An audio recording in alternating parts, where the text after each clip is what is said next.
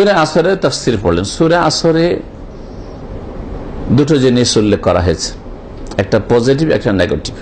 একটা হচ্ছে সুখের উপায় আর একটা হচ্ছে দুঃখের কারণ, হ্যাঁ, লাভের উপায় আর ক্ষতির কারণ। এই দুটো কথা উল্লেখ করা হয়েছে, বুঝলেন না? ইহকাল পরকালে সুখের উপায় কি?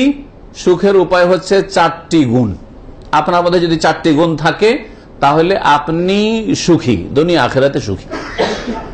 এলেম, আল্লাহ সম্পর্কে, আল্লাহ রাসূল সম্পর্কে, আল্লাহর দ্বীন সম্পর্কে, যেটি 3টি মূলনীতি, সালাসাতুল উসুল যে বইয়ের নাম, হ্যাঁ, বুঝলেন না? এলম যদি থাকে, আমল যদি থাকে, আর এইদিকে যদি যেটা আপনি শিখেছেন সেই দিকে যদি মানুষকে দাওয়াত দেন, রাখেন, শিখান, তালিম দেন, প্রচার করেন, আর ধৈর্য যদি ধরতে পারেন, এই পথের উপর অটল যদি থাকতে পারেন। জি হ্যাঁ, তো এই 4টি বৈশিষ্ট্য হচ্ছে কি?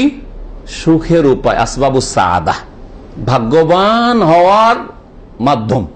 আপনি কি করে ভাগ্যবান হবেন? যদি আপনাকে জিজ্ঞেস করি আপনি কি করে ভাগ্যবান হবেন? এলমের মাধ্যমে, আমলের মাধ্যমে, দাওয়াতের মাধ্যমে, ধৈর্য ধারণের মাধ্যমে। সহজ কথায় সূরা আসর, তাই না? আপনি যদি দুনিয়া আখিরাতে নিজের সৌভাগ্য চান তো এই 4টি গুণ নিজের মধ্যে তৈরি করুন।